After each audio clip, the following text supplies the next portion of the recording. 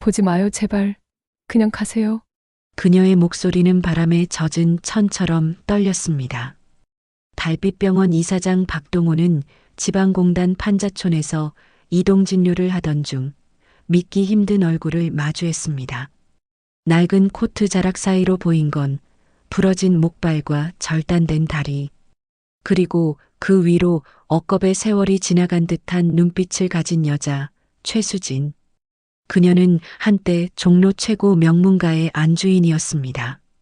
1000평 규모의 기와집에서 수십 명의 직원들을 거느리며 고운 한복을 입고 잔치상에 나란히 앉던 그 시절의 여인이 지금은 공단 굴뚝 그늘 아래 찬바람을 막는 천막 속에 살고 있었습니다. 동호의 심장은 미친 듯이 뛰었습니다. 수진아, 내가 왜 여기에? 라는 말조차 끝내 삼켰습니다. 하지만 그보다 더 큰 의문이 그의 가슴을 죄어왔습니다. 도대체 지난 15년 동안 무슨 일이 있었던 걸까요? 혹시 이 이야기 어디서 듣고 계신가요? 지역, 이름이나 장소를 댓글로 남겨주시면 감사한 마음으로 반갑게 인사드리겠습니다. 저녁 7시 30분, 동호의 이동 진료 트럭이 공단 판자촌 입구에 멈춰 섰습니다. 야간조 교대 시간에 맞춰 도착한 트럭 옆으로 사람들이 하나둘 모여들기 시작했어요. 자원봉사자가 호루라기를 불며 대기 순서를 안내했고 트럭 위 경광등이 규칙적으로 깜빡였습니다. 어둠 속에서 그 붉은 빛이 합한 지붕과 천막 위로 번지며 묘한 긴장감을 만들어냈어요. 동호는 트럭 계단을 내려서며 주변을 둘러봤습니다. 오전에 내린 비로 흙바닥은 질척했고 합판을 깔아놓은 임시 통로 곳곳에 물웅덩이가 고여 있었어요.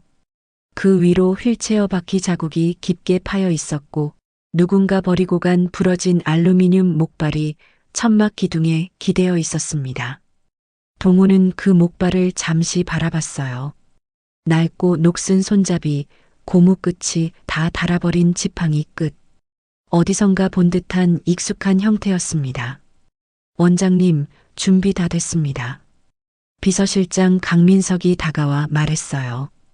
동호는 고개를 끄덕이며 진료 트럭 안으로 올라갔습니다. 내부는 이미 소독약 냄새로 가득했고 간호사 2명이 혈압계와 청진기를 점검하고 있었어요. 첫 번째 환자가 들어오자 동호는 익숙한 손놀림으로 진료를 시작했습니다. 1시간쯤 지났을까요?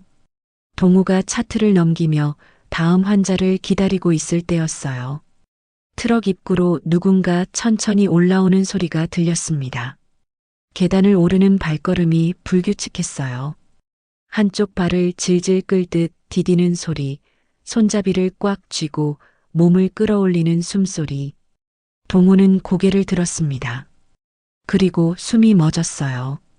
커튼 너머로 들어온 여자는 낡은 코트를 입고 있었습니다. 코트 밑으로 보이는 바지는 여러 번 깊고 기워서 천 색깔이 제각각이었어요. 두꺼운 양말을 2겹으로 신은 발목이 부자연스럽게 굽어 있었고 걸을 때마다 한쪽 다리를 살짝 절었습니다. 여자는 고개를 숙인 채 간호사가 내민 문진표를 받아들었어요. 동호의 시선이 여자의 손에 고정됐습니다. 가늘고 긴 손가락 하지만 끝마디가 미세하게 떨리고 있었어요. 왼손 검지와 중지 사이에 희미한 화상 흔터가 있었습니다. 그 떨림의 리듬, 손가락을 구부리는 각도, 펜을 쥐는 방식까지 동호는 그 모든 것을 알고 있었어요. 성함이 어떻게 되세요? 간호사가 물었습니다. 여자가 작은 목소리로 대답했어요. 박수진입니다. 동호의 손에 쥔 차트가 살짝 흔들렸습니다. 그는 재빨리 책상 위에 차트를 내려놓으며 표정을 가다듬었어요. 수진은 여전히 고개를 숙인 채 문진표를 작성하고 있었습니다. 간호사가 신분증 확인을 요청하자 수진이 잠시 망설이다가 입을 열었어요. 분실했습니다. 그럼 혹시 다른 신분 확인할 수 있는 거라도 주민등록증 재발급 신청 중이에요. 수진이 코트 주머니를 뒤적였습니다. 손수 꿰맨 주머니 안에서 약 봉투 몇 개와 구겨진 영수증이 비쳤어요. 그녀가 낡은 약 봉투 하나를 꺼내 보였습니다. 유통기한이 석 달이나 지난 진통제 봉투였는데 거기에 희미하게 박수진이라는 이름이 인쇄되어 있었어요. 이걸로는 안 될까요? 간호사가 난처한 표정으로 동우를 쳐다봤습니다. 동우는 천천히 고개를 끄덕였어요. 괜찮습니다. 진행하세요. 그는 최대한 목소리를 가라앉혔습니다. 수진이 진료 의자에 앉았어요. 동우는 혈압 커프를 집어들며 그녀의 팔에 감았습니다. 손이 닿는 순간 수진의 어깨가 움찔했어요. 그녀가 처음으로 고개를 들어 동우를 바라봤습니다. 두 사람의 시선이 마주쳤어요. 수진의 눈이 크게 떠졌습니다. 입술이 파르르 떨렸고 얼굴에서 핏기가 싹 가셨어요. 동우는 애써 무표정을 유지한 채 혈압계 숫자를 확인했습니다. 하지만 그의 손도 미세하게 떨리고 있었어요. 혈압이 좀 높으시네요. 최근에 스트레스를 많이 받으셨나요? 동우가 담담하게 물었습니다. 수지는 대답하지 않았어요. 그녀가 갑자기 혈압 커프를 풀어내며 자리에서 일어났습니다. 저 괜찮습니다. 그냥 갈게요. 잠깐만요. 검사가 다 끝나지. 괜찮아요. 수진의 목소리가 커졌습니다. 그녀는 서둘러 트럭 밖으로 나가려 했어요. 하지만 급하게 돌아서는 바람에 절뚝거리던 발이 계단을 헛디뎠고 손잡이를 붙잡으며 간신히 중심을 잡았습니다. 동우가 벌떡 일어났지만 수지는 이미 계단을 내려가고 있었어요. 동우는 트럭 창문으로 그녀의 뒷모습을 바라봤습니다. 수진이 인파 속으로 사라지는 모습이 보였어요. 절뚝거리는 걸음걸이, 어깨를 움츠린 자세. 그녀는 한 번도 뒤돌아보지 않았습니다. 원장님 괜찮으세요? 간호사가 걱정스럽게 물었어요. 동우는 고개를 끄덕이며 자리에 앉았습니다. 네, 계속 진행하죠. 그는 차트를 집어들었지만 글씨가 제대로 보이지 않았어요. 손이 떨려서 펜을 쥘 수조차 없었습니다. 밖에서 민석이 현장 기록용 사진을 찍고 있었어요. 진료 대기줄, 천막촌 풍경, 자원봉사자들의 모습. 그가 카메라를 들고 주변을 촬영하다가 문득 한 구석을 발견했습니다. 천막 사이로 보이는 소각 흔적이었어요. 검게 그을린 합판 조각들, 녹아내린 플라스틱 흔적, 촘촘하게 봉합한 천막 자국. 근처를 지나가던 주민에게 민석이 물었습니다. 여기 불난 적 있었나요? 아, 작년에 불 한 번 크게 났었지. 한밤중에 갑자기. 주민은 무심하게 대답하고는 자리를 떠났어요. 민석이 그 자리를 몇 장 더 찍었습니다. 카메라 파인더로 보이는 화면 한 구석에 누군가의 뒷모습이 잡혔어요. 절뚝거리며 걸어가는 여자, 손에 든 낡은 목발. 민석은 셔터를 눌렀습니다.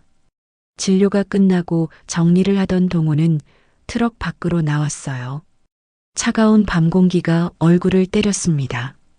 그는 천막촌 골목을 천천히 걸었어요.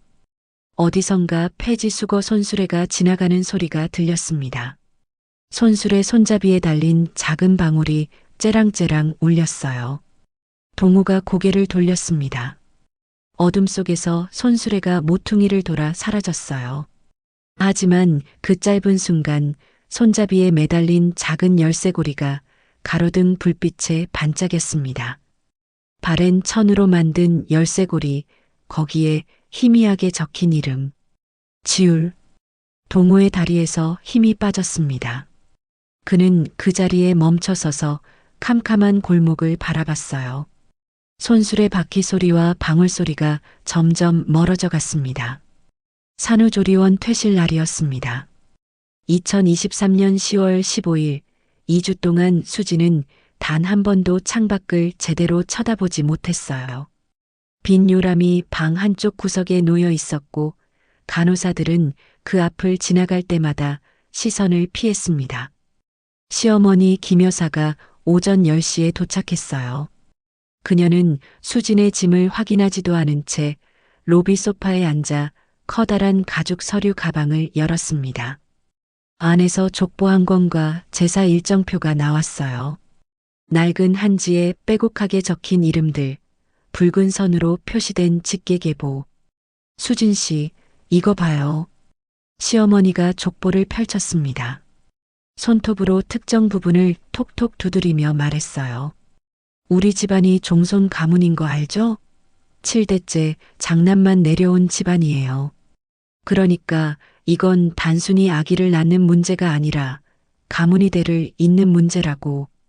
수지는 고개를 숙인 채 대답하지 않았습니다. 시어머니는 제사 일정표를 펼쳐 보였어요. 1년 12달 중 8번의 제사 날짜가 붉은 펜으로 동그라미 쳐져 있었습니다. 의사가 뭐라 하든 몸조리는 우리 방식대로 해야 해요. 찬물 절대 금지, 외출도 3개월은 안 돼요. 병원에서 하라는 대로 했다가 이 꼴 난 거 아니에요? 수진의 손이 이불을 움켜쥐었습니다. 손등에 핏줄이 푸르게 섰어요. 시어머니는 족보를 다시 가방에 넣으며 한숨을 쉬었습니다. 애초에 병원을 잘못 선택한 것 같아요. 다음엔 내가 알아보는 곳으로 가야겠어. 남편 동호는 문가에 서서 이 광경을 지켜보고 있었어요. 그는 입을 열려다가 다시 다물었습니다. 시어머니가 그를 쳐다봤어요. 동호야, 차 가져왔지? 빨리 짐 챙겨. 동호가 고개를 끄덕이며 수진의 가방을 들었습니다. 수진은 휠체어에 앉아 조용히 복도를 지나갔어요. 간호사가 휠체어를 밀며 작은 목소리로 말했습니다. 몸조리 잘하시고 마음도 잘 추스르세요. 수진이 고개를 살짝 끄덕였습니다. 눈시울이 붉어졌지만 눈물은 흘리지 않았어요. 집으로 돌아온 뒤 일주일이 지났습니다. 동호는 아침 7시에 나가서 밤 11시가 넘어서야 돌아왔어요. 병원 프로젝트 회의, 시어머니가 주관하는 재단 행사, 후원사 미팅. 그의 스케줄은 분 단위로 빼곡했습니다. 수지는 침대 서랍 깊숙한 곳에 상담 기록지를 숨겨뒀어요. 불임 전문 상담의가 작성한 진료 차트, 약 처방 전, 다음 진료 예약일. 그녀는 밤마다 그 서류들을 꺼내 읽었습니다.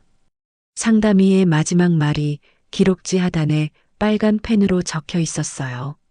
스트레스가 가장 큰 변수입니다. 심리적 안정이 최우선입니다. 하지만 이틀 뒤 시어머니와 함께 병원을 다시 찾았을 때 대화는 전혀 다른 방향으로 흘러갔습니다. 비용이 얼마나 들어요? 성공률은요? 시어머니가 상담의에게 쏘아붙였어요. 상담의가 차분하게 설명했습니다. 성공률은 여러 요인에 달려 있습니다. 환자분의 나이, 신체 상태, 무엇보다 심리적 안정이. 그런 애매한 얘기 말고요. 확률이 몇 %냐고요. 상담의는 잠시 망설이다가 대답했어요. 현재 상태로는 40% 정도입니다. 시어머니가 혀를 찼습니다. 고작 40%에 그 돈을 쓰라고요? 수지는 그 자리에 앉아 아무 말도 하지 못했습니다. 손이 떨렸고 입술을 깨물어야 겨우 울음을 참을 수 있었어요. 같은 시각 동호는 병원 대회의실에서 프레젠테이션을 준비하고 있었습니다. 홍보이사 정미라가 노트북을 열며 자료를 정리했어요. 그녀는 능숙한 손놀림으로 슬라이드를 넘기며 말했습니다. 원장님, 이번 발표는 재단 이미지에 정말 중요해요. 후원사들 앞에서 확실하게 임팩트를 남겨야 합니다. 동호가 고개를 끄덕였어요. 정미라는 그의 어깨 너머로 화면을 보며 설명을 이어갔습니다. 그녀의 향수 냄새가 은은하게 퍼졌어요. 여기 통계 자료 좀 더 강조하시고요. 이 부분은 제가 보조로 설명할게요. 발표 당일 동우와 정미라는 무대 위에서 완벽한 호흡을 맞췄습니다. 청중들이 박수를 쳤고 후원사 대표들이 명함을 건넸어요. 행사가 끝난 뒤 시어머니가 다가왔습니다. 역시 정의사가 있어서 든든하네요. 동호야, 다음 달 후원 미팅도 정의사랑 같이 가. 동호는 피곤한 표정으로 고개를 끄덕였습니다. 집안의 균열은 사소한 것에서 시작됐어요. 어느 날 저녁 수진이 거실 온도를 24도로 맞춰놨는데 시어머니가 리모컨을 빼앗듯 집어들며 말했습니다. 너무 덥잖아. 21도가 적당해. 제가 추워서요. 추우면 옷을 입어요. 전기세 생각 좀 해야지. 식탁 자리도 문제였어요. 수지는 원래 동호 옆자리에 앉았는데 시어머니가 어느 날부터 그 자리를 차지했습니다. 며느리는 시어머니 옆에 앉는 게 예의야. 동호는 아무 말 없이 숟가락을 들었어요. 수지는 시어머니 옆자리로 옮겨 앉았습니다. 제사 때는 더 심했어요. 수진이 준비한 음식을 시어머니가 하나하나 검사했습니다. 이 나물은 너무 짜. 이건 모양이 왜 이래? 제사상은 정성이 들어가야 하는데. 동호의 가족 단톡방은 따로 있었어요. 수지는 포함되지 않은 방이었습니다. 어느 날 동호의 휴대폰에서 알림음이 울렸고 화면에 메시지 미리 보기가 떴어요. 며느리 교육 좀 시켜라. 냉소 이모티콘. 수지는 그 메시지를 본 순간 숨이 막혔습니다. 동호는 휴대폰을 주머니에 넣으며 아무렇지 않게 말했어요. 엄마가 좀. 원래 그러시니까. 시간이 지날수록 정미라와의 일정이 늘어났습니다. 후원 미팅, 재단 행사, 프로젝트 회의. 주말에도 전화가 왔어요. 원장님, 죄송한데 토요일에 후원사 대표 만나야 할 것 같아요. 수지는 거실벽에 걸린 캘린더를 바라봤습니다. 주말마다 빈칸이었어요. 동호와 함께 보낼 시간은 한 칸도 없었습니다. 이태개월째 되던 어느 날 시어머니가 서류 봉투를 들고 집에 왔어요. 봉투를 식탁 위에 놓으며 말했습니다. 수진 씨, 이거 읽어보고 서명해요. 이게 뭔데요? 명문가 가문 예법 규칙이에요. 우리 집안에 들어온 며느리들은 다 서명하는 거야. 수진이 서류를 펼쳤습니다. 20페이지가 넘는 규칙들이 빼곡하게 적혀 있었어요. 기상시간, 식사준비 순서, 외출보고, 의무, 명절 준비 세칙. 마지막 페이지에 서명란이 있었습니다. 이건 좀 과한 것 같은데요. 과해. 우리 집안 전통이야. 빨리 서명해요. 수진이 남편을 쳐다봤습니다. 동우는 휴대폰을 보고 있었어요. 그녀가 작은 목소리로 말했습니다. 여보, 응? 이거, 당신 생각은 어때요? 동우가 서류를 흘끗 보고는 한숨을 쉬었습니다. 엄마가 하자는 대로 하면 되잖아. 나 지금 바빠. 그는 일어나 서재로 들어갔어요. 문이 닫히는 소리가 유난히 크게 들렸습니다. 밤 10시 수진의 휴대폰에 문자가 왔습니다. 오늘 늦어. 5글자였어요. 그 짧은 문자가 긴 침묵보다 더 날카롭게 가슴에 박혔습니다. 수진은 휴대폰을 내려놓고 거실불을 껐어요. 어둠 속에서 그녀는 캘린더의 빈칸들을 바라봤습니다. 남편이 돌아올 시간은 적혀 있지 않았어요. 새벽 5시 수진은 침대에서 몸을 일으켰습니다. 아직 어둠이 채 가시지 않은 시간이었어요. 입덧이 심해져서 화장실을 오가는 일이 잦아졌습니다. 그녀는 세면대에 기대어 입을 헹구고 거울 속 자신을 바라봤어요. 창백한 얼굴, 푹 꺼진 눈, 마른 입술. 하지만 가슴 한편에선 작은 희망이 피어오르고 있었습니다. 사흘 전 산부인과에서 확인한 임신 6주. 초음파 사진이 가방 안에 고이 접혀 있었어요. 오늘 아침 남편과 시어머니에게 이 사실을 말하려고 했습니다. 거실로 나가자 불이 켜져 있었어요. 시어머니가 소파에 앉아 있었습니다. 그녀의 앞 테이블에는 두꺼운 갈색 봉투가 놓여 있었어요. 수진이 멈칫했습니다. 일찍 일어나셨네요, 어머님. 시어머니가 천천히 고개를 들었어요. 표정이 차가웠습니다. 앉아. 수진이 조심스럽게 건너편 소파에 앉았습니다. 시어머니는 갈색 봉투를 밀어냈어요. 열어봐. 수진이 떨리는 손으로 봉투를 열었습니다. 안에서 돈뭉치와 서류 한 뭉음이 나왔어요. 서류 맨 위에 큰 글씨로 적혀 있었습니다. 협의 이혼 동의서. 이게 뭐예요? 읽어보면 알아. 위자료 조항이랑 비밀 유지 조항 다 들어가 있어요. 수진의 손이 떨렸습니다. 서류를 넘기며 읽었어요. 위자료 5천만 원, 재산 분할 포기, 혼인 기간 중 알게 된 모든 정보에 대한 비밀 유지 의무. 마지막 조항에는 위반 시 위자료 전액 환수 및 손해배상 청구라고 적혀 있었습니다. 왜 갑자기 이러시는 거예요? 시어머니가 팔짱을 꼈습니다.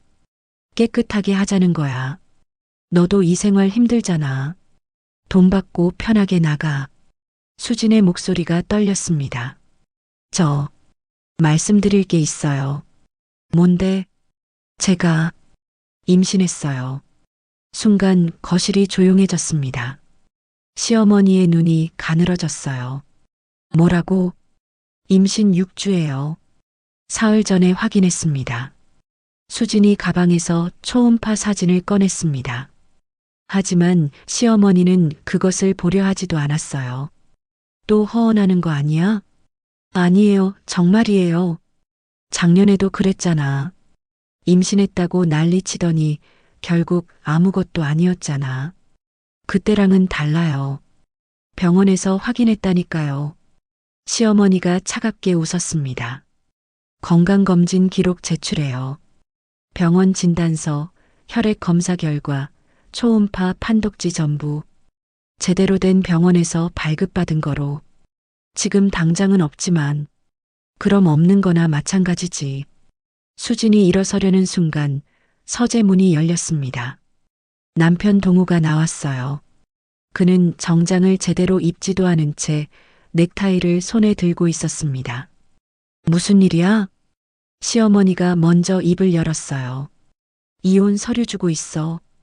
동우의 얼굴에 아무런 감정도 지나가지 않았습니다. 그는 시계를 보며 말했어요. 지금 이 시간에? 빨리 정리하는 게 서로한테 좋잖아. 수진이 남편을 쳐다봤습니다. 여보, 나 임신했어요. 동우가 잠시 그녀를 바라봤어요. 그의 눈빛은 피곤과 무관심으로 가득했습니다. 확실해? 병원에서 확인했어요. 어느 병원? 동네 산부인가요? 동우가 한숨을 쉬었어요. 수진 씨, 우리 좀 시간을 갖자. 지금은 서로 감정적이잖아. 시간을 가지자고요? 이혼 서류를 앞에 놓고요? 일단 진정하고. 당신은 내 말 믿어요? 안 믿어요? 동우는 대답하지 않았습니다. 그는 넥타이를 매기 시작했어요. 거울을 보며 매듭을 조이는 그의 손놀림이 기계적이었습니다. 나 오늘 중요한 미팅 있어. 이따 저녁에 얘기하자. 그는 그렇게 말하고는 현관으로 향했습니다. 수진이 뒤따라갔어요. 지금 도망가는 거예요? 동우가 구두를 신으며 말했어요. 도망 아니야. 시간 좀 가지자는 거지. 며칠 친정에 다녀와. 그동안 생각 좀 해보고. 친정이 어딨어요? 부모님 돌아가신 거 알잖아요. 동우가 문을 열었습니다. 복도 불빛이 쏟아져 들어왔어요. 그럼 친구 집이든 어디든. 며칠만. 문이 닫혔습니다. 수지는 그 자리에 서서 문을 바라봤어요. 시어머니의 목소리가 뒤에서 들렸습니다. 짐 싸요. 오늘 안으로. 그날 오후 수지는 작은 캐리어 하나와 상자 2개를 정리했습니다. 옷가지 몇 벌, 화장품, 책 몇 권. 그게 전부였어요. 결혼 반지는 화장대 위에 놓고 나왔습니다. 현관 비밀번호를 누르려는데 빨간 불이 들어왔어요. 틀린 비밀번호였습니다. 수진이 다시 눌렀어요. 또 빨간 불. 세 번째 시도에도 문이 열리지 않았습니다. 비밀번호가 바뀌었어요. 수진은 멍하니 서 있었습니다. 다리에 힘이 풀렸어요. 복도 끝 엘리베이터 앞 의자에 앉아 한참을 있다가 그녀는 떨리는 손으로 휴대폰을 꺼냈습니다. 남편에게 전화를 걸었어요. 신호음이 울렸지만 받지 않았습니다. 5번을 걸었지만 결과는 같았어요. 수진이 엘리베이터를 타고 1층으로 내려갔습니다. 경비실 앞을 지나가는데 경비원이 나왔어요. 부인, 잠깐만요. 네. 위에서 지시사항 내려왔는데요. 부인 출입 금지라고.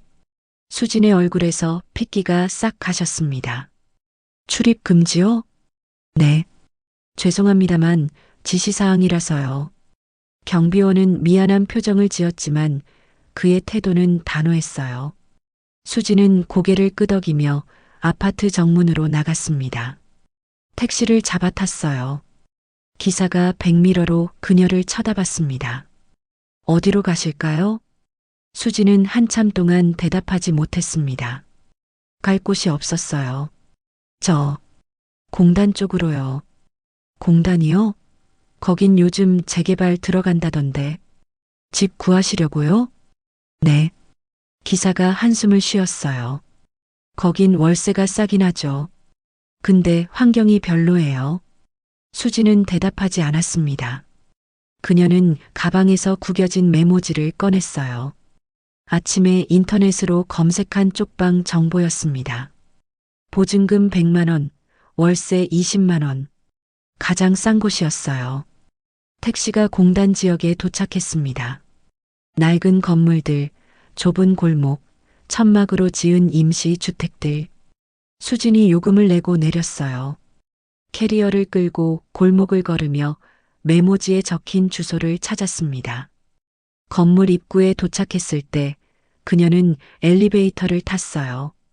낡은 거울이 벽에 붙어 있었습니다. 수진이 거울 속 자신을 바라봤어요. 창백한 얼굴, 충혈된 눈, 떨리는 입술.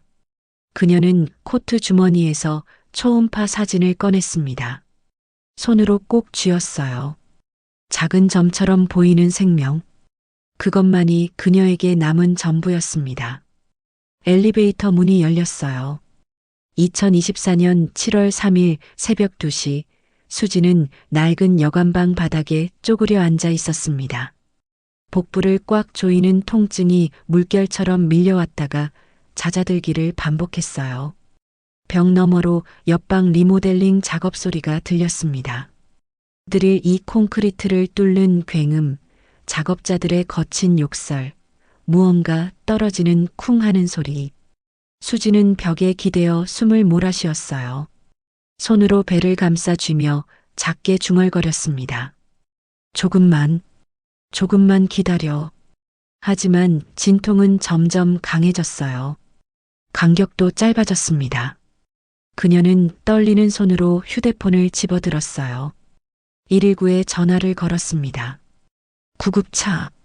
부탁합니다. 목소리가 떨렸어요. 주소를 말하고 증상을 설명하고 전화를 끊었습니다. 수지는 그 자리에 주저앉아 시계를 바라봤어요. 구급차가 오기까지 7분. 그 7분이 7시간처럼 느껴졌습니다. 병원 분만실 불빛이 눈부셨어요. 간호사가 수액을 연결하고 의사가 진행 상황을 확인했습니다. 수지는 분만대 손잡이를 꽉 움켜쥐었어요. 손톱이 손바닥에 파고들었고 입술을 깨물어 비명을 삼켰습니다. 보호자분은요?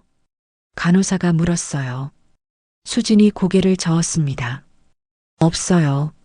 친구분이라도 부르시는 게 괜찮아요. 혼자 할 수 있어요. 새벽 4시 15분 아기의 울음소리가 터져 나왔습니다. 수지는 천장을 바라보며 눈물을 흘렸어요. 간호사가 아기를 깨끗이 닦아 그녀의 가슴에 안겨줬습니다. 작고 따뜻한 생명이었어요. 수지는 아기의 얼굴을 들여다봤습니다. 꼭 감은 눈, 작은 입, 분홍빛 볼. 아들이에요. 간호사가 웃으며 말했어요. 수지는 대답 대신 아기를 꼭 안았습니다. 일주일 뒤 수지는 구청 민원실에 있었어요. 출생신고서를 작성하는 책상 앞에 앉았습니다. 펜을 들고 한 칸씩 채워나갔어요. 아기 이름, 출생 일시, 출생 장소. 그러다 북한에서 펜이 멈췄습니다. 빈칸이었어요. 수지는 그 빈칸을 오래 내려다봤습니다. 손이 떨렸어요. 옆에서 다른 부부가 웃으며 서류를 작성하는 소리가 들렸습니다. 우리 아들 이름 예쁘지? 응, 정말 잘 지었어. 수지는 입술을 깨물고 북한의 선을 그었습니다. 그리고 작은 글씨로 적었어요. 사정상 비공개. 창구 직원이 서류를 받아들며 잠깐 그 칸을 쳐다봤지만 아무 말 없이 접수했습니다. 아기 이름이 지율이네요. 예쁜 이름이에요. 수지는 고개를 끄덕였습니다. 지율, 땅의 이치라는 뜻이었어요. 흔들리지 않고 묵묵히 자신의 자리에서 뿌리내리길 바라는 마음을 담았습니다. 공단 공용 화장실 청소 일을 시작한 건 지율이 석 달 되던 때였어요. 아침 6시부터 10시까지 4시간 화장실 8곳을 청소했습니다. 락스와 세제 냄새가 코를 찔렀어요. 수진의 손은 약품에 짓무르고 갈라졌습니다. 손가락 마디마다 붉은 금이 갔고 물에 닿으면 따갑게 쓰렸어요. 밤에는 폐지 수거를 했습니다. 지유를 업고 손수레를 끌며 골목을 돌았어요. 손수레 바퀴축이 삐걱거리며 소리를 냈습니다. 어느 날 바퀴가 완전히 빠져버렸어요. 수지는 공구상에서 중고 바퀴를 사서 직접 교체했습니다. 볼트를 조이며 손에 물집이 잡혔지만 그녀는 멈추지 않았어요. 2025년 7월 3일 지율의 첫 돌이었습니다. 수지는 오후에 빵집 뒤편 폐기함을 지나가다 생크림 케이크 하나를 발견했어요. 유통기한이 하루 지난 케이크였습니다. 겉포장은 찢어졌지만 안은 깨끗했어요. 수지는 조심스럽게 케이크를 집어들었습니다. 여관방으로 돌아와 케이크를 작은 테이블 위에 놓았어요. 편의점에서 산 초 한 개를 꽂았습니다. 지율이 기어다니다가 케이크를 발견하고 눈을 반짝였어요. 케이크. 수진이 초에 불을 붙였습니다. 작은 불꽃이 흔들렸어요. 그녀는 노래를 불렀습니다. 생일 축하합니다. 생일 축하합니다. 목소리가 떨렸어요. 지율이 손을 뻗어 촛불을 잡으려 했습니다. 수진이 황급히 아이의 손을 잡았어요. 안 돼, 뜨거워. 지율이 까르르 웃었습니다. 그 웃음소리에 수진의 눈에서 눈물이 흘러내렸어요. 웃음과 눈물이 동시에 터져나왔습니다. 그녀는 지율을 꼭 안았어요. 6개월 뒤 유치원 입학 설명회가 있었습니다. 수지는 깨끗하게 다린 옷을 입고 지율의 손을 잡고 유치원에 갔어요. 설명회가 끝난 뒤 원장이 서류를 나눠줬습니다. 가정통신문 서명자란에 부모님 성함을 적어주세요. 수진이 서류를 받아들었어요. 북한과 목한이 나란히 있었습니다. 그녀는 목한에만 이름을 적었어요. 북한은 빈칸으로 남았습니다. 옆에 앉은 엄마가 힐끗 쳐다봤어요. 아버지는 안 오셨어요? 수진이 억지로 웃으며 대답했습니다. 출타 중이에요. 일 때문에. 아, 그렇구나. 바쁘시겠네요. 수지는 고개를 끄덕이고 서둘러 자리를 떴습니다. 밤마다 수지는 편지를 썼어요. 아빠가 지율이에게 라는 제목의 편지였습니다. 필체를 바꾸려고 애썼어요. 평소보다 글자를 크게 좀 더 각지게 썼습니다. 하지만 아무리 애써도 필체는 어색했어요. 엄마, 아빠 편지 읽어줘. 지율이 이불 속에서 조르면 수지는 편지를 꺼내 읽어줬습니다. 지율아, 아빠야. 오늘도 지율이 보고 싶어. 아빠는 지금 먼 곳에 있지만 항상 지율이 생각하고 있어. 건강하게 잘 자라줘서 고마워. 지율이 편지를 만지작거리며 물었어요. 아빠는 언제 와? 수진의 목소리가 잠시 멈췄습니다. 조금 있으면. 조금이 얼마나? 조금 더 크면. 지율이 고개를 끄덕이고는 눈을 감았어요. 수지는 편지를 접어 서랍 깊숙이 넣었습니다. 2025년 10월 기초생활보장 신청을 위해 구청 상담실에 갔어요. 상담원이 서류를 확인하며 질문했습니다. 재산이 있으신가요? 없습니다. 동거인은요? 아들 하나뿐입니다. 상담원이 가족관계 증명서를 요청했어요. 수진이 서류를 내밀었습니다. 상담원이 서류를 보다가 잠시 멈췄어요. 배우자 칸이 비어 있었습니다. 미혼모이신가요? 수진이 잠깐 망설였습니다. 네. 거짓말이었어요. 하지만 사실과 다를 바 없었습니다. 어느 날 저녁 수진이 설거지를 하고 있었어요. 지율이 뒤에서 다가와 엄마의 손을 잡았습니다. 엄마 손 아파? 응, 안 아픈데? 여기 갈라졌잖아. 지율이 작은 손으로 엄마의 손등을 쓰다듬었어요. 그러더니 방으로 달려가 핸드크림을 가져왔습니다. 내가 발라줄게. 지율이 서툰 손놀림으로 크림을 발랐어요. 수진의 눈시울이 뜨거워졌습니다. 고마워, 우리 지율이. 지율이 고개를 들어 엄마를 쳐다봤어요. 아빠도 약 바를까? 아빠 손도 아프면 어떡해? 수진의 숨이 멎었습니다. 그녀는 한참 동안 대답하지 못했어요. 입술이 떨렸습니다. 아빠는 괜찮을 거야. 지율이 고개를 끄덕이고는 다시 엄마 손에 크림을 발랐습니다. 수지는 아들의 머리를 쓰다듬으며 눈물을 삼켰어요. 2025년 11월 15일 공단 천막촌 입구에 빨간 고시문이 붙었습니다. 재개발 구역 지정고시. 그 아래로 작은 글씨들이 빼곡했어요. 보상금 산정 기준, 이주 일정, 잦은 철거 협조 사항. 고시문 옆으로 큰 현수막이 나붙겠습니다. 잦은 철거 협조 바랍니다. 안전사고 예방에 동참해주세요. 며칠 뒤부터 골목 곳곳에 건축 폐자재가 쌓이기 시작했어요. 부서진 합판, 녹슨 철근, 깨진 시멘트 블록. 빈 천막들이 하나둘 사라졌고 떠나지 못한 사람들의 거처만 듬성듬성 남았습니다. 수진의 방은 골목 안쪽 2층 컨테이너였어요. 지율과 함께 좁은 공간에서 지내고 있었습니다. 밤마다 재개발 공사 소음이 들렸어요. 중장비가 건물을 부수는 소리, 철거반들의 고함, 트럭이 폐자재를 싣는 소리. 2025년 12월 7일 밤 11시 수지는 지율을 재우고 있었습니다. 아이가 이불을 꼭 쥔 채 잠들었어요. 수진이 지율의 이마에 입을 맞추고 일어서려는 순간 밖에서 이상한 냄새가 풍겨왔습니다. 타는 냄새였어요. 수진이 창문을 열었습니다. 골목 저편에서 주황빛 불빛이 흔들리고 있었어요. 처음엔 작은 불꽃이었습니다. 합판 사이로 피어오르는 연기, 바람에 흔들리는 불씨. 하지만 순식간에 번졌어요.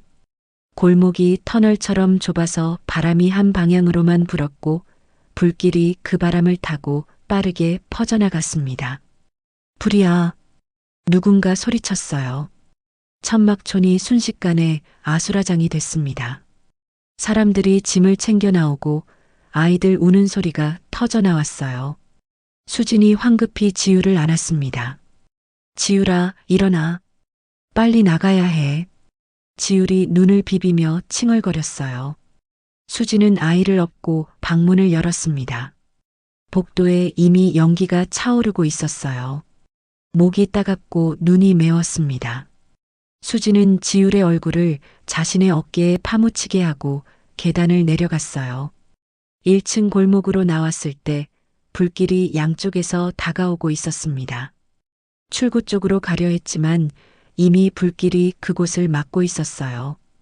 컨테이너 옆에 쌓인 드럼통들이 열기에 팽창하며 삐걱거렸습니다. 수진이 반대편 골목으로 방향을 틀었어요. 하지만 그 순간 거대한 폭발음이 터졌습니다. 드럼통이 폭발한 거예요. 불길과 파편이 사방으로 튀었고 수지는 지우를 끌어안으며 땅에 엎드렸습니다. 귀가 먹먹했어요. 아무 소리도 들리지 않았습니다. 멀리서 사이렌 소리가 들려왔어요. 소방차였습니다. 하지만 골목 입구가 차단돼 있었어요. 불법 주정차된 차량들이 겹겹이 쌓여 있었습니다. 소방차가 경적을 울렸지만 차들은 꿈쩍도 하지 않았어요. 주민 하나가 휴대폰으로 그 광경을 찍고 있었습니다. 화면 속에서 소방관들이 차를 밀어내려 애쓰는 모습이 보였어요. 제발 빨리요. 누군가 소리쳤습니다. 하지만 진입은 계속 지연됐어요. 수지는 지우를 안고 옹벽 쪽으로 기어갔습니다. 다리가 후들거렸어요. 연기 때문에 앞이 보이지 않았습니다. 손으로 더듬어가며 옹벽을 찾았어요. 높이는 1m 정도였습니다. 옹벽 너머는 비탈진 공터였어요. 수진이 지우를 꼭 안았습니다. 아이의 얼굴을 바라봤어요. 지율이 기침을 하며 눈물을 흘리고 있었습니다. 지율아, 엄마 말 잘 들어. 조금만 참아. 수지는 온 힘을 다해 지율을 옹벽 너머로 던졌습니다. 아이가 비탈을 굴러 내려갔어요. 수지는 옹벽에 손을 짚고 넘어가려 했습니다. 하지만 그 순간 뒤에서 굉음이 들렸어요.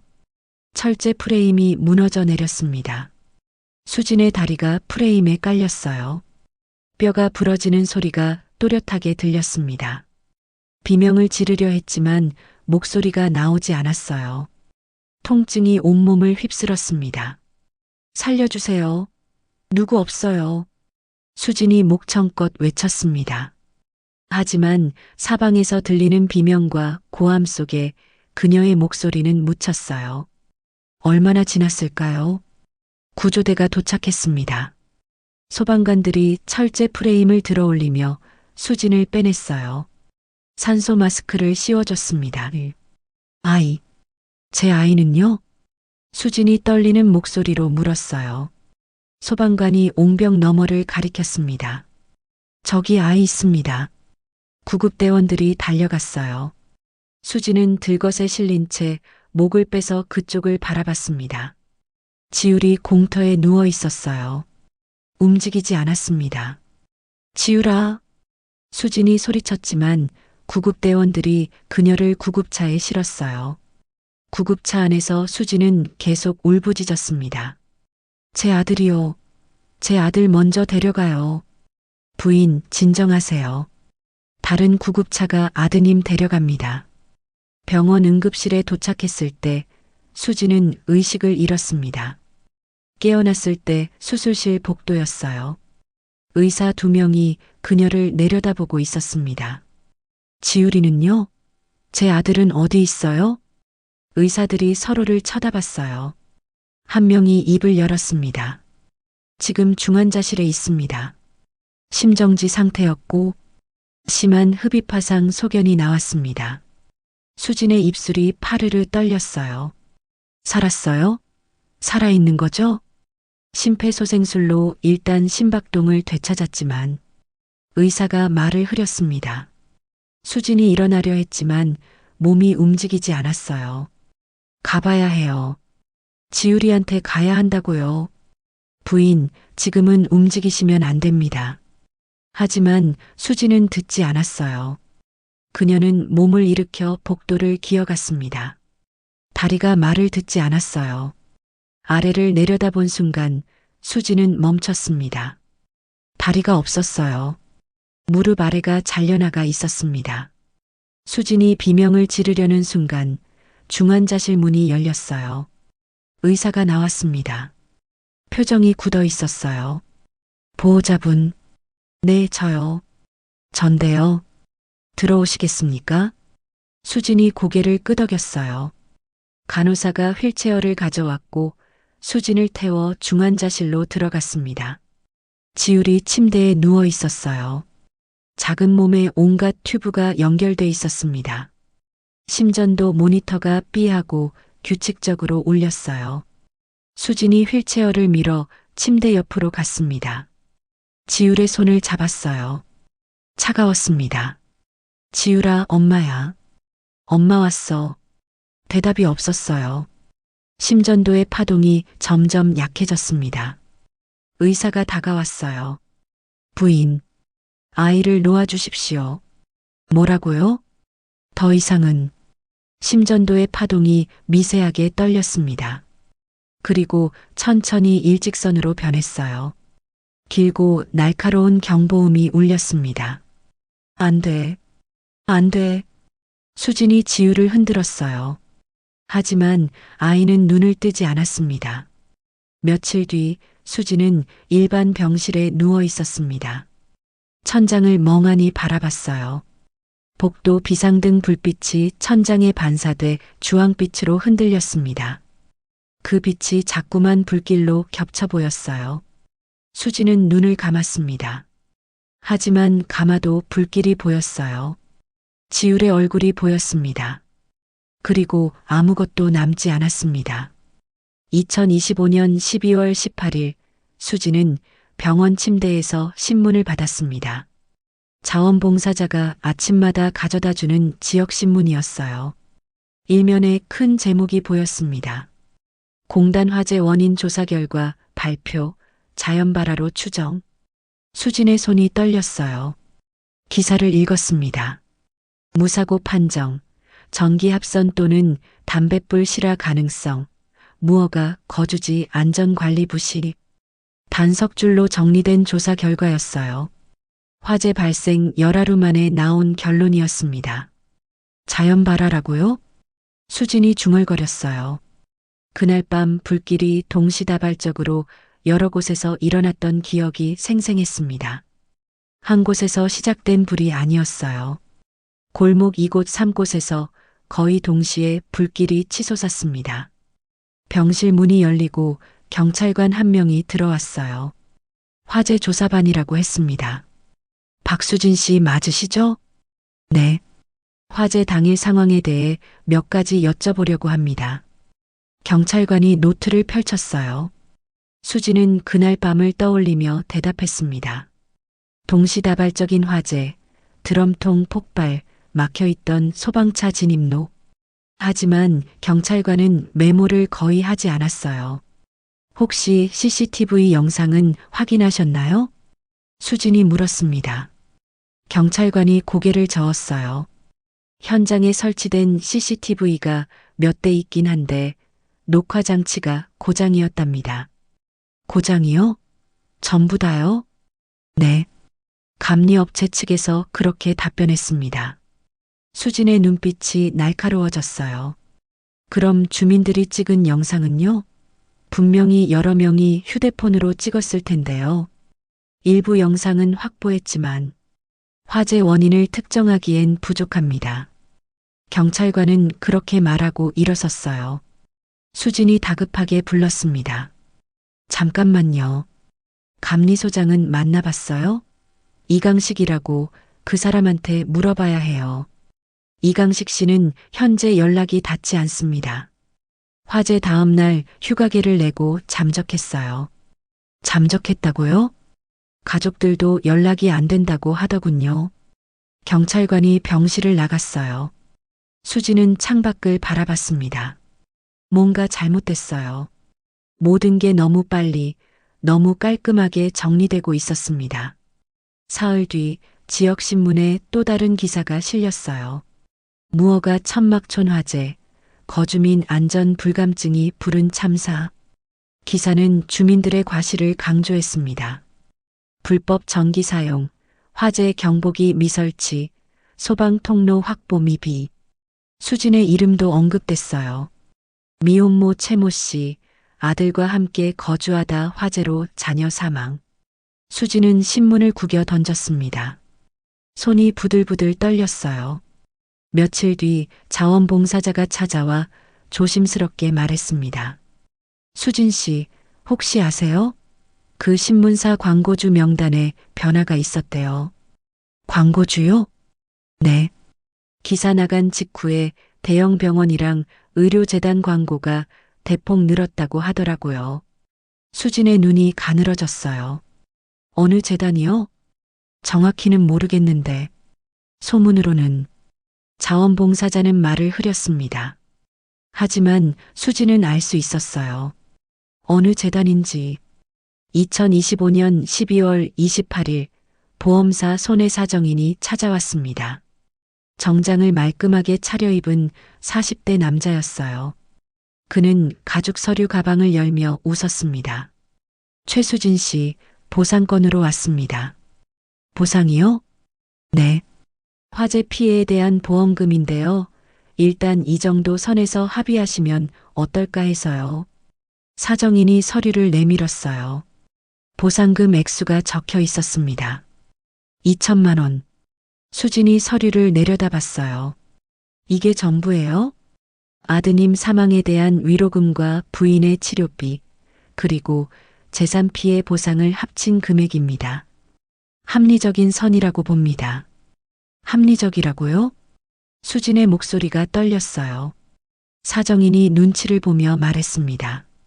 더 받으시려면 소송을 하셔야 하는데 그럼 시간도 오래 걸리고 비용도 만만치 않습니다. 지금 합의하시는 게 서로에게 이득이에요. 제 아들 목숨값이 2천만 원이라는 거예요? 그런 의미는 아니고요. 나가주세요.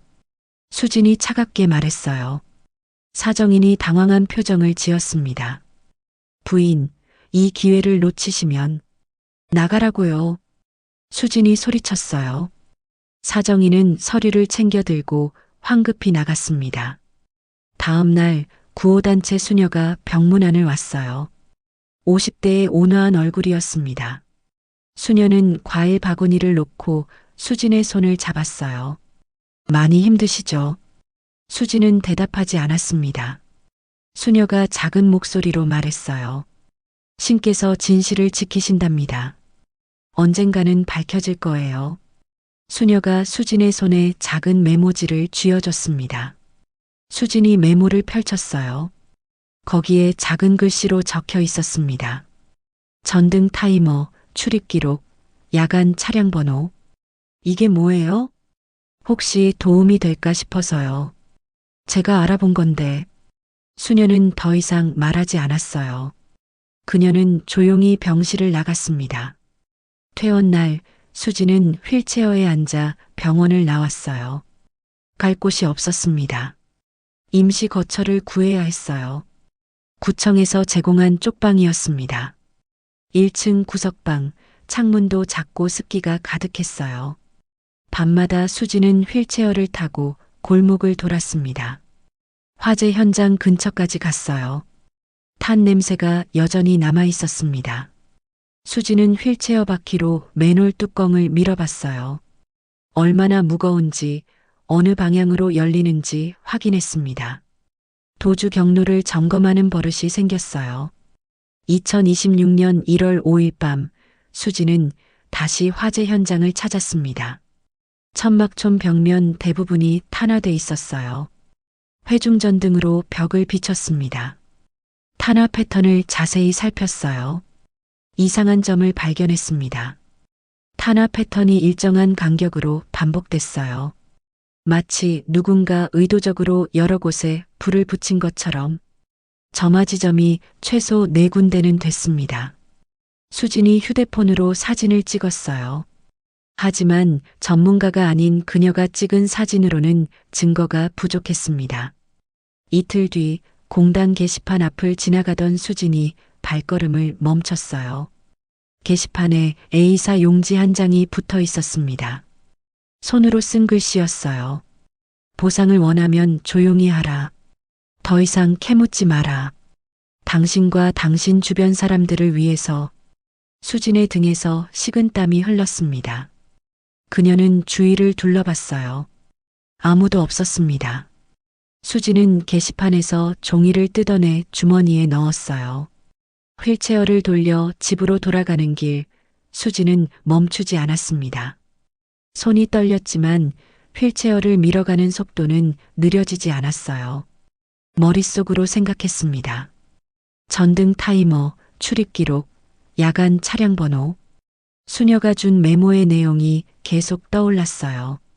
수지는 알았어요. 이건 단순한 화재가 아니었습니다. 누군가 의도적으로 불을 질렀고 그 진실을 덮으려 하고 있었어요. 그리고 그 배후에는 큰 힘이 있었습니다. 하지만 수지는 포기하지 않을 거였어요. 지우를 위해서라도. 2026년 1월 중순, 수지는 폐지 수거를 그만뒀습니다. 휠체어로는 무거운 손수레를 끌 수가 없었어요. 대신 빈 병을 모으기 시작했습니다.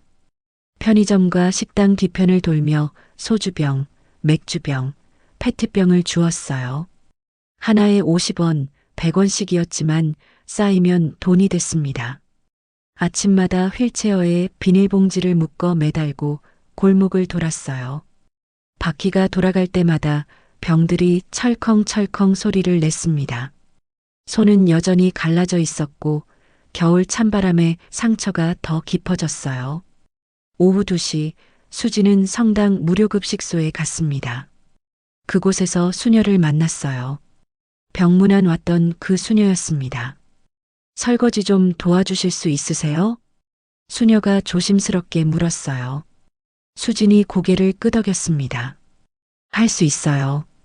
급식소 주방은 좁았지만 따뜻했어요. 수지는 휠체어를 싱크대 앞에 대고 설거지를 시작했습니다. 그릇이 쌓여 있었어요. 김이 모락모락 나는 뜨거운 물에 손을 담갔습니다. 따가웠지만 참을 만했어요. 설거지를 하는 동안 아이들이 식당을 드나들었습니다. 급식을 받아가는 아이들이었어요. 그중 한 소년이 수진 앞을 지나가다 멈췄습니다. 8살쯤 돼 보이는 아이였어요. 이모, 추워요? 소년이 물었습니다. 수진이 고개를 들어 아이를 봤어요. 소년은 작은 손에 빵 하나를 들고 있었습니다. 아니야, 안 추워. 근데 손이 빨개요. 소년이 자기 주머니에서 장갑 한 짝을 꺼냈어요. 짝이 안 맞는 장갑이었습니다. 한쪽은 빨간색, 한쪽은 파란색이었어요. 소년은 빨간 장갑을 수진에게 내밀었습니다. 하나만 줄게요. 나도 하나만 있으면 돼요. 수진의 눈시울이 뜨거워졌어요. 소년의 눈빛이 지울과 겹쳤습니다. 똑같이 맑고 순수한 눈빛이었어요. 고마워. 수진이 장갑을 받았습니다. 소년이 빵을 테이블에 놓고 뛰어나갔어요. 수진은 빨간 장갑을 한참 동안 바라봤습니다. 며칠 뒤 급식소 공지판에 새 포스터가 붙었어요. 아동 공부방 봉사자 모집. 수진이 포스터를 읽었습니다. 화요일과 목요일 오후 4시부터 6시까지 초등학생 글쓰기와 독서지도. 수진은 수녀를 찾아갔어요. 제가 할 수 있을까요? 물론이죠. 아이들이 좋아할 거예요. 첫 수업날 수진은 긴장했습니다. 공부방은 작은 방 하나였어요. 책상 5개와 낡은 책장이 전부였습니다. 아이들이 하나둘 들어왔어요. 6명이었습니다. 안녕하세요. 수진이 인사했어요. 아이들이 수줍게 대답했습니다.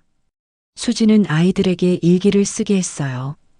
오늘 있었던 일, 생각한 것, 느낀 감정. 무엇이든 좋았습니다. 아이들이 연필을 쥐고 공책에 글을 썼어요. 수진은 한 명씩 돌아가며 공책을 들여다봤습니다. 한 아이의 일기에 이런 문장이 있었어요. 오늘도 아빠한테 전화했는데 안 받았어요. 아빠가 없어서 화났어요. 수진의 손이 멈췄습니다. 글씨가 흐려졌어요. 눈물이 차올랐습니다. 수지는 재빨리 고개를 돌려 눈물을 닦았어요. 아이들이 눈치채지 못하게.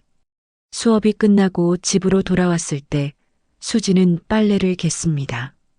천천히 정성스럽게 개면서 숨을 고르려 애썼어요. 하지만 눈물은 계속 흘러내렸습니다. 2026년 2월 무료 진료차가 다시 왔습니다. 이번엔 물리치료사도 함께였어요. 수지는 통증 관리 프로그램에 참여하기로 했습니다. 의족을 착용하기 전에 근력 운동이 필요해요. 물리치료사가 말했습니다. 수지는 매일 오전 1시간씩 운동을 했어요. 휠체어에서 평행봉으로 옮겨 앉아 팔 힘으로 몸을 들어 올리는 연습을 했습니다. 처음엔 3초도 버티지 못했어요. 땀이 비 오듯 쏟아졌습니다. 하지만 포기하지 않았어요. 잘하고 계세요. 조금씩 나아지고 있어요. 물리치료사가 격려했습니다. 어느 날 저녁 수녀가 쪽방을 찾아왔어요. 손에 작은 상자를 들고 있었습니다. 이거 드릴게요. 상자를 열자 오래된 폴더폰이 들어 있었어요. 충전기도 함께였습니다. 누군가 전화할 수도 있잖아요. 수녀가 웃으며 말했어요. 수지는 휴대폰을 받아들었습니다. 켜보니 통화 목록이 하나 있었어요. 번호가 막혀 있었습니다. 수신 차단된 번호였어요. 이건 뭐예요? 제가 받은 전화인데. 수진 씨를 찾더라고요. 근데 번호를 안 남기고 끊었어요. 수진의 가슴이 두근거렸습니다. 누구였을까요? 3월 초 공부방 아이들 간식이 떨어졌습니다. 수녀가 난처해했어요. 예산이 부족해서 이번 달은 간식을 못 줄 것 같아요. 수진이 말했습니다. 제가 알아볼게요. 수진은 구청과 복지관을 돌며 무료 간식 배급처를 알아봤어요. 여러 곳에 전화를 걸었습니다. 그러다 한 재단에서 아동 간식 지원 프로그램을 한다는 걸 알게 됐어요. 수진이 재단 사무실을 찾아갔습니다. 1층 로비에 들어서는 순간 벽에 걸린 로고가 눈에 들어왔어요. 파란색과 하얀색으로 된 로고. 십자가 문양 옆에 적힌 이름. 수진의 발걸음이 멈췄습니다. 숨이 막혔어요. 그 로고를 알고 있었습니다. 시어머니가 운영하던 재단이었어요. 동호회 병원과 연결된 곳. 수지는 한참을 그 자리에 서 있었습니다. 머릿속이 복잡했어요. 들어가야 할까, 돌아가야 할까? 하지만 아이들 얼굴이 떠올랐습니다. 간식을 기다리는 작은 얼굴들. 수지는 심호흡을 하고 안으로 들어갔어요. 담당자를 만나 신청서를 작성했습니다. 담당자는 친절했어요. 재단 로고가 박힌 서류에 서명하는 내내 수진의 손이 떨렸습니다. 그날 밤 수진은 처음으로 일기를 썼습니다. 공책을 펼치고 연필을 잡았어요. 한참을 망설이다가 첫 문장을 적었습니다. 눈물이 아니라 숨을 쉬자. 손이 떨렸습니다. 하지만 계속 썼어요. 지우라, 엄마는 아직 살아있어. 숨을 쉬고 있어. 내가 없는 세상에서 어떻게 살아야 할지 모르겠지만 엄마는 숨을 쉬려고 해. 그게 엄마가 할 수 있는 전부야. 수지는 공책을 덮었습니다. 창밖을 바라봤어요. 어둠 속에서 가로등 불빛이 흔들렸습니다. 여전히 춥고 외롭고 힘들었어요. 하지만 수지는 알았습니다. 자신이 아직 살아있다는 것을, 그리고 살아가야 한다는 것을. 2025년 10월 26일 밤 11시 동호회 서재였습니다. 테이블 위에 사진과 서류들이 펼쳐져 있었어요. 비서실장 민석이 찍은 판자촌 현장 사진, 확대한 목발 이미지, 약 봉투 스캔 파일, 구급 출동 이력서. 동호는 돋보기를 들고 사진 하나를 자세히 들여다봤습니다. 목발 손잡이에 새겨진 브랜드명이 보였어요. 메디케어 플러스. 동호가 운영하는 병원에서 3년 전까지 구매하던 제품이었습니다. 더 이상 그 브랜드를 쓰지 않았어요.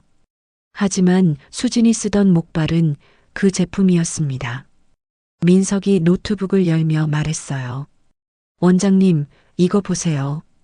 화면에 구급 출동 이력이 떠 있었습니다.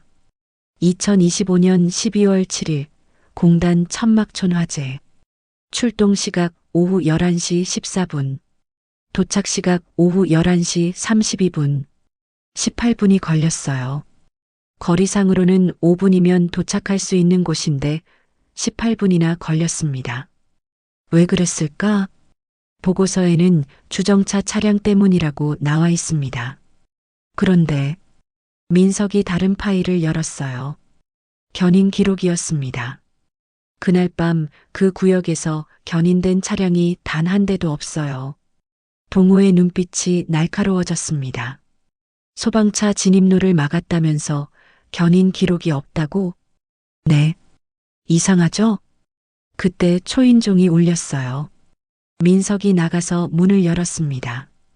60대 남자가 들어왔어요. 회색 코트를 입고 지팡이를 짚고 있었습니다. 강영식입니다. 퇴직 형사 강영식이었어요. 동호가 사적으로 의뢰한 사람이었습니다. 강영식은 테이블에 앉아 서류들을 훑어봤어요. 자료 잘 정리하셨네요. 어떻게 보십니까? 강영식이 출동일지를 집어들었습니다. 여기 공백이 보입니다. 출동 시각과 도착 시각 사이 18분. 보통은 진입 과정이 분 단위로 기록되는데 이건 텅 비어 있어요. 그게 무슨 의미죠? 누군가 기록을 지웠거나 아니면 애초에 기록하지 말라는 지시가 있었을 가능성이 큽니다. 동호의 손이 떨렸어요. 강영식이 계속 말했습니다. 견인 기록 부재도 마찬가지입니다. 소방차 진입로를 막은 차량들이 있었다면 반드시 견인했어야 해요. 안 그러면 소방관들이 가만히 있지 않습니다. 그런데 기록이 없다는 건 사전에 정지 지시가 있었다는 뜻인가요? 강영식이 고개를 끄덕였어요. 그럴 가능성이 높습니다. 민석이 노트북을 돌려 강영식에게 보여줬습니다. 이것도 봐주십시오. 병원 회계팀에서 받은 자료입니다. 화면에 협력업체 결제 로그가 떠 있었어요. 강영석이 스크롤을 내리며 살폈습니다. 여기 이 항목. 감리 용역 컨설팅비. 네, 그게 문제입니다. 같은 항목이 한 달에 3번씩 반복돼요. 금액도 매번 비슷합니다. 얼마죠? 500만 원씩입니다. 강영식이 휘파람을 불었어요. 한 달에 1,500. 1년이면 1억 8천. 컨설팅비 치고는 과하네요. 민석이 다른 파일을 열었습니다. 그리고 이 날짜들 보세요. 컨설팅비가 지급된 날짜와 비슷한 시기에 지역 언론사 광고비가 급증합니다. 화면에 표가 떠 있었어요. 2025년 12월 20일 광고비 2천만 원, 12월 28일 광고비 1,500만 원. 동호가 날짜를 확인했습니다. 화재가 12월 7일이었으니까. 네. 화재 직후 집중적으로 광고비가 투입됐습니다. 그리고 그 언론사에서 무허가 거주민 과실 기사가 나왔어요. 동호는 의자에 깊이 앉았어요. 머리가 복잡했습니다. 어머니 자료도 확인해야 할 것 같습니다. 동호가 서재 금고를 열었어요. 안에서 낡은 가죽 노트 한 권을 꺼냈습니다. 어머니 김 여사의 일정 수첩이었어요. 동호는 그걸 몰래 복사해뒀던 거였습니다. 노트를 펼쳤어요. 2025년 12월 페이지였습니다. 날짜별로 빼곡하게 적힌 메모들. 그중 몇 개가 눈에 띄었어요. 12월 10일 마이너스 박의원 만남, 12월 15일 마이너스 보도, 정리 12월 22일 마이너스 최 변호사 미팅. 강영식이 노트를 들여다봤습니다. 박 의원이 누구죠? 지역구 시의원입니다. 재단 후원자이기도 하고요. 보도 정리는 뭘까요? 언론 관련 작업이겠죠. 강영식이 휴대폰을 꺼내 메모했어요. 이 사람들 리스트 만들어야겠습니다. 민석이 또 다른 파일을 열었습니다. 원장님, 이것도 있습니다. 공단 경비실 야간 차량 출입부예요. 화면에 엑셀 파일이 떠 있었어요. 날짜, 시각, 차량 번호가 기록돼 있었습니다. 민석이 특정 번호를 형광펜으로 표시했어요. 이 2대 차량이 화재 전 한 달 동안 심야에 반복적으로 출입했습니다.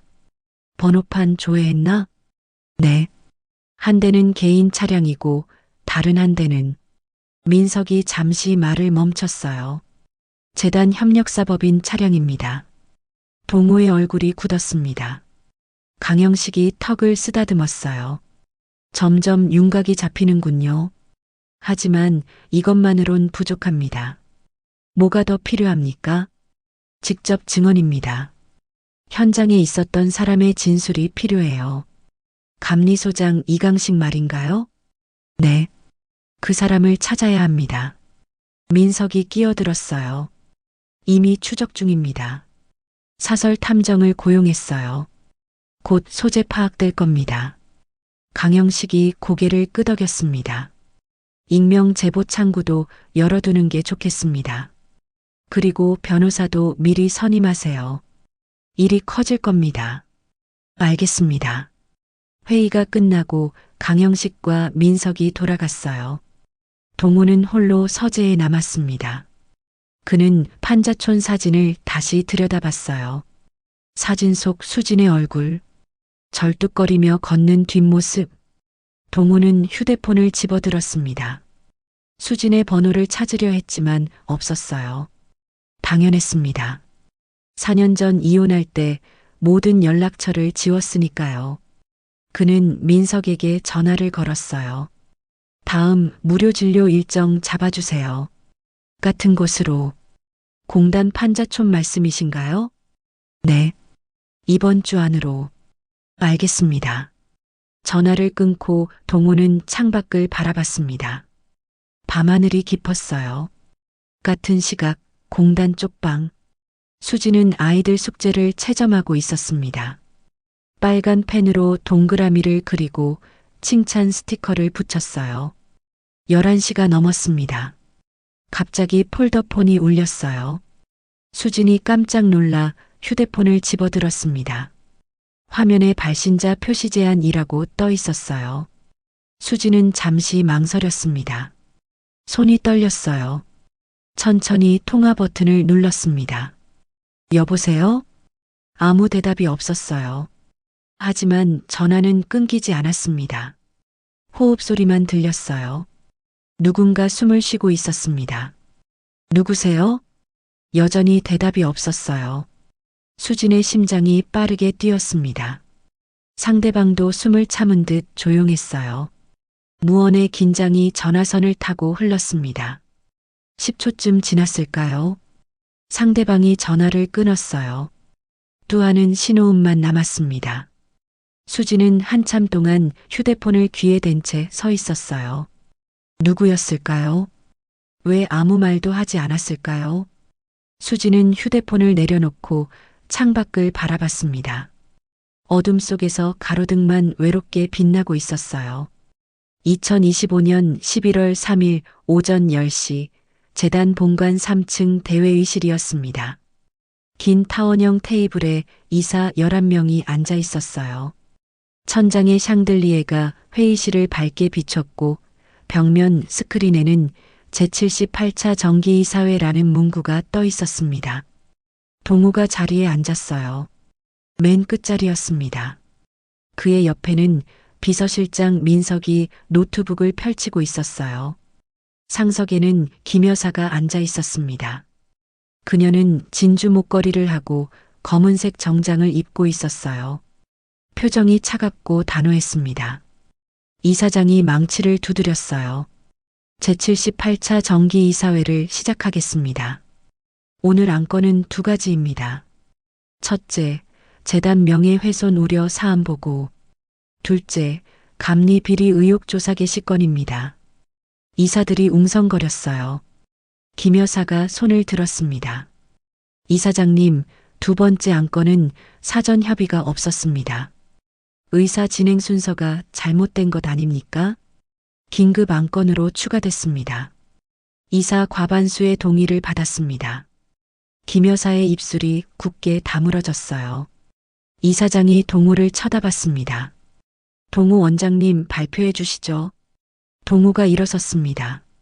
민석이 스크린에 첫 번째 자료를 띄웠어요. 화면에 회계 로그가 나타났습니다. 감리 용역 컨설팅비 항목입니다. 2024년 7월부터 2025년 12월까지 매달 3회씩 500만 원이 반복 지급됐습니다. 총 1억 8천만 원입니다. 이사 한 명이 손을 들었어요. 컨설팅 내역은 확인했습니까? 없습니다. 계약서도 보고서도 존재하지 않습니다. 웅성거림이 커졌어요. 동우가 다음 화면을 넘겼습니다. 차량 출입부였어요. 공단 경비실 야간 차량 출입부입니다.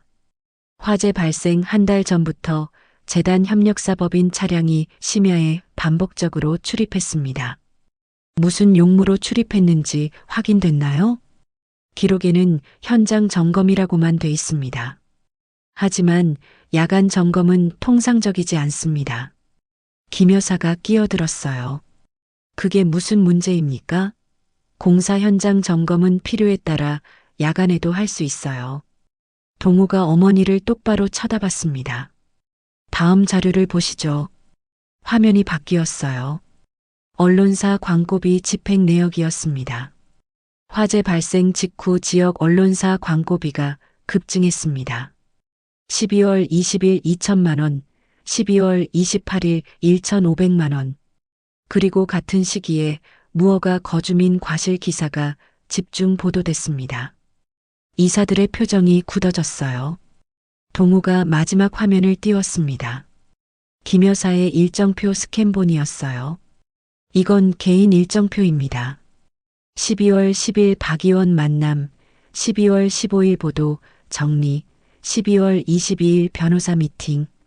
모두 화재 이후 이루어진 만남들입니다. 김 여사가 벌떡 일어섰어요. 동우, 지금 뭐 하는 거야? 진실을 밝히는 겁니다. 내 개인 수첩을 어떻게 손에 넣었어? 그건 불법이야. 이사장이 망치를 두드렸습니다. 조용히 하십시오. 다음 증인 나와주시죠. 회의실 문이 열리고 강영식이 들어왔어요. 그는 천천히 걸어와 증인석에 앉았습니다. 강영식입니다. 30년간 경찰 생활을 했고 지금은 퇴직했습니다. 어떤 증언을 하시겠습니까? 강영식이 USB를 꺼내 민석에게 건넸어요. 화면에 음성 파일이 재생됐습니다. 삐아는 무전음과 함께 목소리가 들렸어요. 골목 진입 불가. 차량 다수 주정차 상태. 견인 요청하십시오. 본부, 견인 지시 대기 중입니다. 왜 대기입니까? 상부에서 잠시만 기다리라고. 음성이 끊겼습니다. 회의실이 조용해졌어요. 강영식이 말했습니다. 이 녹음은 화재 당일 소방대 출동 무전입니다. 민원인이 촬영한 영상에서 체증했습니다. 진입 지연 사유가 단순 주정차 때문이 아니라 외부 압력과 관련 있을 가능성이 큽니다. 이사 한 명이 물었어요. 외부 압력이라니 구체적으로 뭡니까? 견인을 보류하라는 지시가 있었다는 뜻입니다. 누가 그런 지시를 내렸는지는 수사가 필요합니다. 김 여사가 소리쳤어요. 이건 명예훼손입니다. 아무 근거도 없이. 이사장이 다시 망치를 두드렸습니다. 다음 증인 나와주십시오. 문이 다시 열렸어요. 40대 남자가 들어왔습니다. 경비 유니폼을 입고 있었어요. 이름이 어떻게 되십니까? 최민수입니다. 공단 경비 용역에서 일했습니다. 무슨 증언을 하시겠습니까? 최민수가 떨리는 목소리로 말했어요. 화재 이틀 전에 전등 타이머를 설정하라는 지시를 받았습니다. 누구한테 받았습니까? 감리소장 이강식한테요. 여러 곳에 타이머를 달아서 밤에 자동으로 켜지고 꺼지게 하라고. 왜 그런 지시를 했다고 생각하십니까? 최민수가 고개를 숙였어요. 사람이 없는 것처럼 보이게 하려던 것 같습니다. 민석이 다음 화면을 띄웠어요. 은행 입금 내역 캡처였습니다. 이강식 명의 계좌에 500만 원씩 정기적으로 입금된 기록이었어요. 이강식은 현재 소재 파악이 안 되고 있습니다. 하지만 그의 계좌 내역은 확보했습니다. 입금 날짜가 재단의 컨설팅비 지급 날짜와 일치합니다. 이사들이 서로를 쳐다봤어요. 김 여사가 테이블을 쳤습니다. 이건 조작이야. 내 아들이 나를 모함하려고. 어머니. 동호의 목소리가 낮고 차분했어요. 제가 왜 이러는지 아십니까? 진실이 밝혀져야 하기 때문입니다. 무슨 진실? 그냥 불운한 화재였어. 불운이 아니었습니다. 누군가 의도적으로 불을 질렀고 소방차 진입을 막았고 언론을 조작했습니다. 그리고 그 과정에서 동호의 목소리가 떨렸어요. 한 아이가 죽었습니다. 침묵이 흘렀습니다. 이사 한 명이 조심스럽게 말했어요. 피해자 진술 기회를 보장하는 게 어떨까요? 이사회 원칙에도 맞고요. 이사장이 고개를 끄덕였습니다. 좋습니다. 피해자분 계십니까? 회의실 문이 천천히 열렸어요. 휠체어가 들어왔습니다. 수진이었어요. 그녀 뒤로 수녀와 자원봉사자 2명이 함께 들어왔습니다. 동호의 숨이 멎었어요. 수진은 휠체어를 밀어 회의 테이블 앞까지 왔습니다. 그녀의 얼굴은 창백했지만 눈빛은 또렷했어요. 수진이 가방에서 사진 한 장을 꺼냈습니다. 테이블 위에 조심스럽게 올려놓았어요. 지율의 사진이었습니다. 돌잔치 때 찍은 사진이었어요. 제 아들입니다. 박지율. 화재로 죽었어요. 수진의 목소리가 떨렸습니다. 저는 이 아이를 구하려다 다리를 잃었습니다. 그런데 화재 조사 결과는 자연 발화였어요. 제 책임이라고 했습니다. 무허가 거주민의 과실이라고요. 김 여사가 수진을 쳐다봤어요. 두 사람의 시선이 마주쳤습니다. 하지만 저는 알아요. 그날 밤 불이 한 곳이 아니라 여러 곳에서 동시에 났다는 걸. 누군가 일부러 그랬다는 걸. 회의실이 조용했어요. 수진이 계속 말했습니다. 제 아들은 겨우 1살이었어요. 그녀의 눈에서 눈물이 흘러내렸습니다. 하지만 목소리는 꺾이지 않았어요. 이사장이 이사들을 돌아봤습니다. 표결하겠습니다. 김 여사 해임권, 그리고 외부 감사 및 수사 의뢰권. 찬성하시는 분? 11명 중 9명이 손을 들었어요. 김 여사가 벌떡 일어섰습니다. 이건 반란이야. 너희들 다 각오해. 가결됐습니다. 김 여사는 즉시 이사직에서 해임되며 외부 감사와 수사 의뢰를 진행하겠습니다. 김 여사가 가방을 집어들고 회의실을 나갔어요. 문이 쿵 소리를 내며 닫혔습니다. 이사회가 끝나고 동호는 복도로 나왔어요. 1층 로비에 기자단이 대기하고 있었습니다. 카메라 플래시가 터졌어요. 원장님, 어머니를 고발하신 이유가 뭡니까?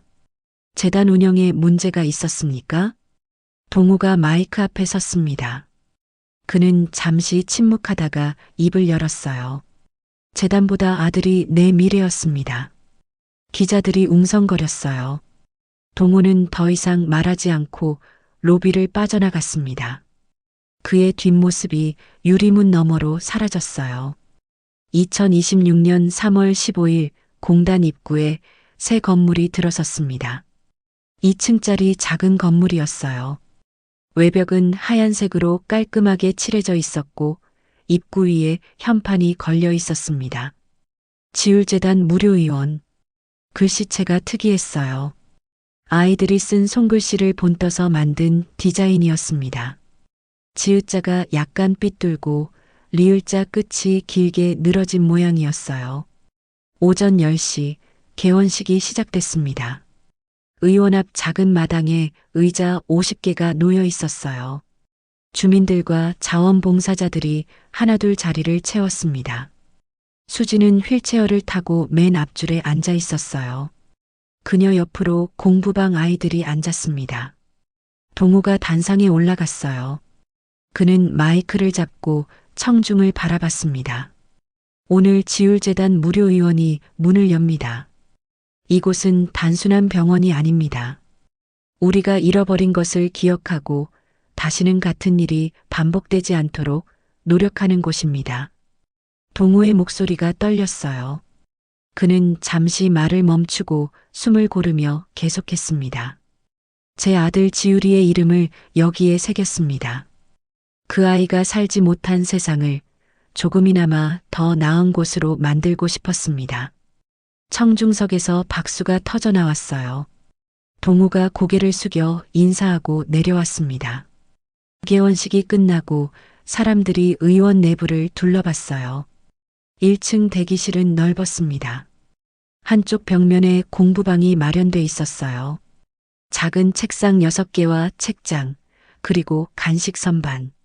선반에는 과자와 우유, 주스가 가득했습니다. 와, 진짜 많다. 아이 하나가 소리쳤어요. 수진이 휠체어를 밀어 아이들에게 다가갔습니다. 마음껏 먹어도 돼. 언제든지 와서 공부하고 놀다가. 아이들이 환하게 웃었어요. 2층은 진료실과 상담실이었습니다. 상담실 문에 안내판이 붙어 있었어요.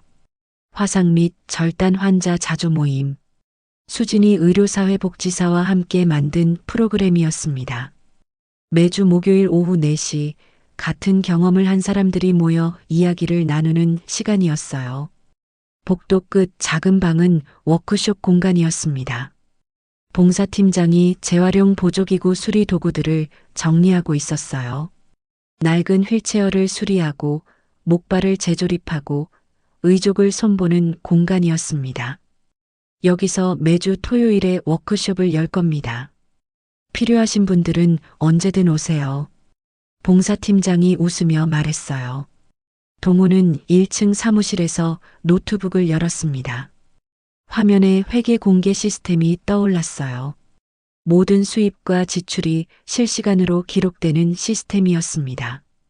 피해자 지원금 집행 내역, 의약품 구매 내역, 인건비, 광고비. 모든 항목이 투명하게 공개됐어요. 분기별로 보고서를 공개할 겁니다. 누구든 열람할 수 있습니다. 동우가 비서실장 민석에게 말했어요. 민석이 고개를 끄덕였습니다. 잘하셨습니다, 원장님. 오후 2시 퇴직 형사 강영식이 의원을 찾아왔어요. 그는 두꺼운 파일 박스를 들고 있었습니다. 사건 기록 정리 다 됐습니다. 지방경찰서에 이관하셨나요? 네. 미제 사건 전담팀과 협력하기로 했습니다. 이강식 추적도 계속하고 있고요. 강영식이 파일을 동호에게 건넸어요. 이건 원장님께서 보관하세요. 언젠가 필요할 겁니다. 동호가 파일을 받아들었습니다. 무거웠어요. 오후 4시 개원식 2번째 부순서로 축사가 있었습니다. 수녀가 단상에 올라갔어요. 그녀는 마이크 앞에 서서 청중을 둘러봤습니다. 애도는 눈물로 끝나지 않습니다. 애도는 행동이 될 때 완성됩니다. 수녀의 목소리가 조용하고 단단했어요. 우리는 잃어버린 것을 되돌릴 수 없습니다. 하지만 그 상실을 헛되지 않게 만들 수는 있습니다. 오늘 이곳이 열린 것처럼요. 박수가 터졌어요. 수녀가 미소 지으며 단상에서 내려왔습니다. 오후 5시 공부방에서 첫 독서 모임이 열렸어요. 아이들 8명이 둥글게 앉아 있었습니다. 수진이 책을 펼쳐 들었어요. 오늘은 이 책을 읽을 거야.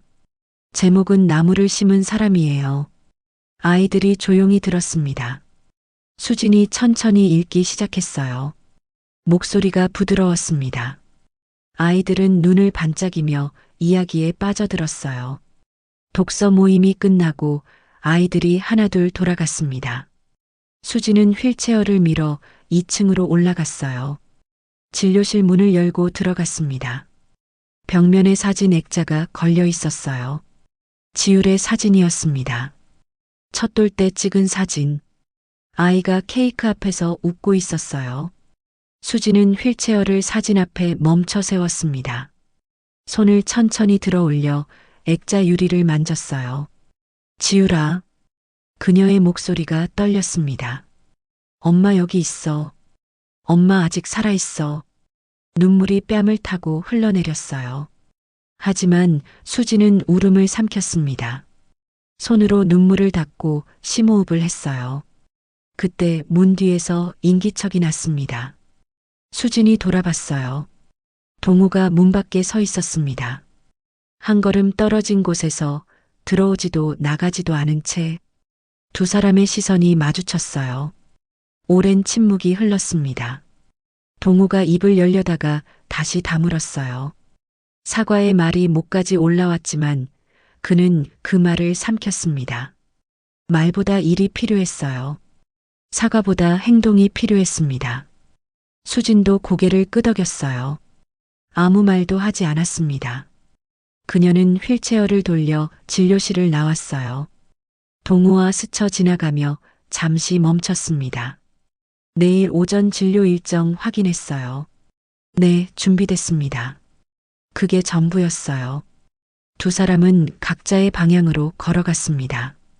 2026년 3월 16일 오전 7시 이동 진료 트럭이 의원 앞에 섰습니다. 동우가 트럭에 올라 장비를 점검했어요. 수지는 휠체어 리프트를 타고 트럭에 올랐습니다. 간호사 2명과 자원봉사자 셋도 함께였어요. 출발합니다. 민석이 운전석에 앉아 시동을 걸었어요. 엔진이 조용하게 돌아갔습니다. 사이렌은 울리지 않았어요. 잔잔한 엔진 소리만 들렸습니다. 트럭이 천천히 움직이기 시작했어요. 의원 앞에 모인 아이들이 손을 흔들었습니다. 선생님 다녀오세요. 조심히 가세요. 수진이 창문으로 손을 흔들었어요. 아이들의 웃는 얼굴이 점점 작아졌습니다. 트럭이 골목을 빠져나가 큰 길로 접어들었어요. 햇살이 트럭 지붕을 비췄습니다. 동우는 뒤편 창문으로 밖을 바라봤어요. 트럭 뒤편에 작은 스티커가 붙어 있었습니다. 수진이 직접 만든 거였어요. 숨을 쉬자. 네 글자였습니다. 햇빛에 반짝이는 그 글자를 바라보며 동우는 천천히 숨을 들이마셨어요. 가슴이 아팠지만 그는 계속 숨을 쉬었습니다. 트럭은 계속 앞으로 나아갔어요. 공단을 지나 천막촌을 지나 새로운 동네로 향했습니다. 엔진 소리가 조용히 울렸고 바퀴는 멈추지 않고 굴러갔어요. 아직 갈 길이 멀었습니다. 하지만 그들은 멈추지 않을 거였어요. 숨을 쉬는 한 계속 나아갈 거였습니다. 오늘의 이야기 어떠셨나요? 여러분의 생각을 댓글로 편하게 나눠주세요. 구독과 좋아요, 그리고 알람 설정 또한 감사드립니다. 저의 작은 채널이 여러분에게 조금이나마 위로와 감동이 되었다면 좋겠습니다. 어디서 보고 계신지 댓글 남겨주시면 더욱 반가운 마음으로 인사드리겠습니다. 오늘도 시청해주시고 구독해주신 한 분 한 분께 깊은 감사를 드려요.